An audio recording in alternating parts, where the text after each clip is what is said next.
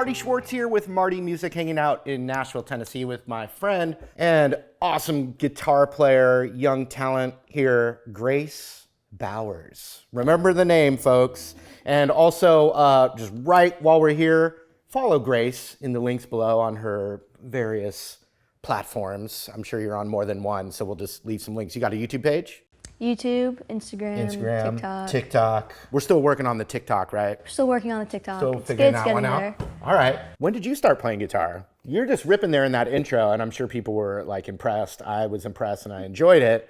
So, have you been playing a few years now? Yeah, I started playing when I was about 9. Okay. Yeah. I want to hear about the first guitar. You know, like what made you ask for a guitar? What made you grab a guitar? Did your parents play? Like, how did the guitar enter your life? It's not as common for a 16-year-old these days. What's your story with guitar? Well, when I was 9, there were 3 things in my world that were cool. That was football, skateboarding, and guitar. Okay. So I did all those except guitar. So you liked the music that was kind of maybe related to the other? It was just like, that was what was cool when I was 9, okay. You know. I somehow found the Welcome to the Jungle music video by Guns N' Roses. Yeah. And, you know, Slash in that, like, with his Les Paul and everything. He looked cool. He just did looked cool. Look cool, yeah. I wanted to look cool like Slash, so I asked my mom for a guitar. Nice. And no Guitar Hero at all? No, that came after. Yeah.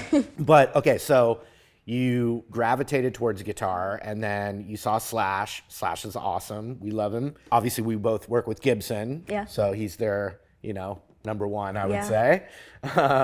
So you asked for a guitar? Yeah. My mom took me to this local music store. We got this cheap little black acoustic guitar. It's actually still sitting in my room. Okay. Yeah. And were you able to actually learn something on it? no, I was terrible. Absolutely awful. Like super high action off the guitar, just kind of like a... Probably. I mean, it was like, this was a very cheap acoustic guitar because my mom did not think I would be sticking with it, which goes for a lot of things. And I totally get that. Like, you're not going to buy this SG as your first guitar, right? Yeah, it just doesn't make sense.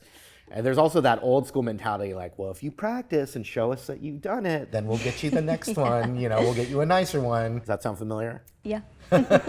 Okay, so then how did you, you didn't learn on that one? I mean, I did. The Squire came next for me. Perfect. Was there any YouTube involved? I mean, you pretty much taught me how to play the pentatonic scale. Hey. I mean, it pretty much started with that, That's so awesome. And you were playing so great. You have a very, bluesy, soulful feel. So you've obviously, we did a little Hendrix, a little Allman Brothers. Yeah. So, I mean, you're definitely listening to my music, which is really cool. Do your parents listen to this same music? Yeah, I mean, to an extent. My dad's really into dad rock, like Steve Miller and all those guys, the Eagles. Steve Miller is wow, that's a good description of dad rock. It's so cool to meet this newer generation who grew up with YouTube. I mean, do you remember YouTube not existing? No, actually, now that you say that, no, I don't. Right.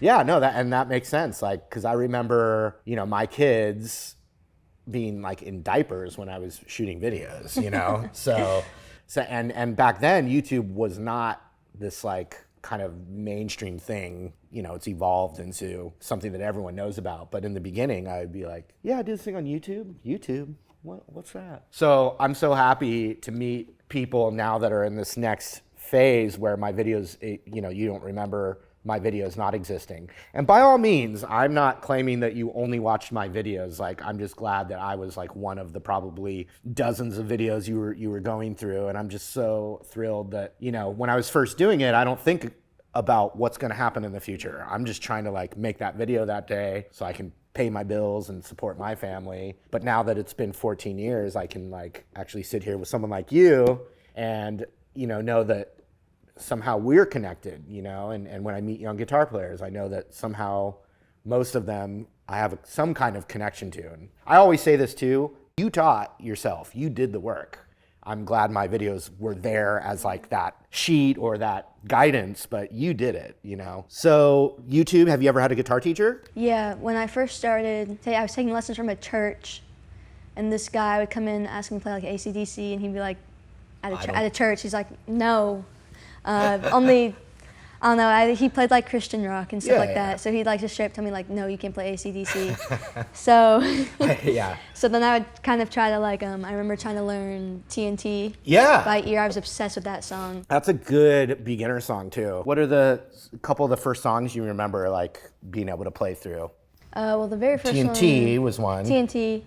I could play Happy Birthday. Yeah, you gotta have that one. Smoke on the Water, obviously. Okay. That was a big one. That was my favorite one to play. Yeah, I mean, it's so 'Cause, like, recognizable. yeah. It's like that, you know, it's the riff, you know. We'll explore that one later. I think we'll see what we can do with that one. Cool, so power chords, you got the power chord. Did you ever Yeah. do like you're not really as Nirvana-ish, it seems like. Oh yeah, actually, Oh, another one string riff, yeah. Or two strings, but that yeah. was one of my first songs too. So when in the like mid-late 90s, I worked at a guitar shop right out of college, and that was the number one riff that people came in to play. That was the demo riff at the time, like every single day. For a year, the whole time I worked there for like maybe a year and a half. Number one riff over and over and over. You'd hear a little, That one too. you know, that that's a classic. So yeah, so you started rocking. I'm so glad that you came across the pentatonic scale because that's like, Very eye-opening. yeah, and very just like, you know, so many of the best Yeah. riffs of all time, you know, come just straight from the pentatonic scale. Have you dug into Led Zeppelin much? Yes. Okay. Yeah. So have you've dug into some of those riffs? Yeah, I love Jimmy Page. He's in my top 5 for sure. Yeah, he wrote pretty much the best riffs. Yeah. You jam all over town too, huh? Yeah. That must be so fun. It is. I barely remember having your energy, but like the thought to me as a teenager to like go and play with pros and stuff, like that would have been the ultimate fantasy for me.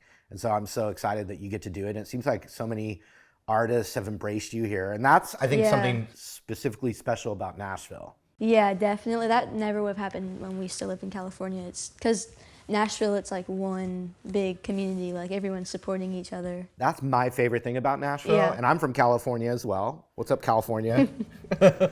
Don't you feel people embracing you Yes, and welcoming you definitely. in? Gibson has Yes, welcomed you in yes. as a family member.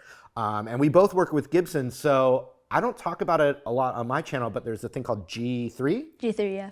You want to describe what that is a little bit? It's a 2-year kind of like mentorship program. I think there's like 12 of us. Okay. 12, 14, somewhere around there. Do you audition? Yeah, so for this year when they did it, I sent in a video. I was playing the Sweet Child of Mine solo, and it's actually really Nice. funny because I sent it in. I didn't think anything of it because I'm like just doing it just because, like, Yeah. didn't think anything would come out of it, but just sent it in anyways. I forgot about it, and then like a couple months later, I get a notification. Gibson Guitar just followed you on Instagram. Yeah. That's exciting. Like, yeah, At any age, that's exciting. But yeah. like, I was freaking out. Yeah. I was freaking out. That's so cool. Yeah, and then they reached out to me and they're like, we want you to be part of the G3 program. Nice. What's a couple of so it's a mentorship program. I know about it. I'm help with it with various things that I can help, but it's a mentorship program. And so there's opportunities. I know before the pandemic, G3 was always at the NAMM show. Yeah. And they had opportunities to perform. I've done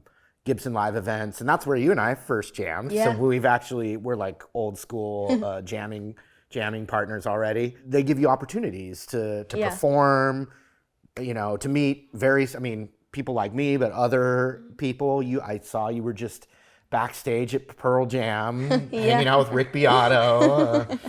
We know him. Hey, what's up, Rick? You know, so you're already like, you know, Yeah. got it going on. So what are the ambitions now? You've already done so much at a young age. Like, what's the next? Like, what do you want to do? Are you gonna have the Grace Bowers band or Grace Bowers project, or are you just starting to think about that? Well, hopefully, I'd like to be in my own band because right now I'm just sitting in with other people's bands. Yep, but that's really good. I love it. Yeah. Yeah, that's given me like so much experience, like just being with a band in general. Cool. Really, I would like to be like touring and like making my own music, like with my own band. So younger bands, the Struts, have you heard of them? I love the Struts. Cool. And then, so you got the Struts, Greta Van Fleet, obviously, you know, doing this psychedelic rock thing, but younger, which excites me. Is there any other artists that that you're digging? I know you like T-Rex a lot. Yeah, You like a lot of old Mark stuff. Bolan is my favorite. You know, there's a lot of new bands out there right now too, especially in Nashville, Okay. that are doing like awesome stuff, like Dirty Honey. Yeah. Yeah, Okay. Joyous Wolf. Yeah, there's a ton of people right now. All right, you guys, I just had so much fun hanging out with the future of our instrument guitar, Grace Bowers. Thank you so much, Grace. I've enjoyed getting to know you and hanging out and playing music, obviously. And I want you guys out there to follow Grace on her platforms, YouTube, Instagram, TikTok, if you do it. We got links down below. Let's support this, next wave of these talented people. I couldn't be happier to be a part of even just a sliver of your journey, with the pentatonic scale.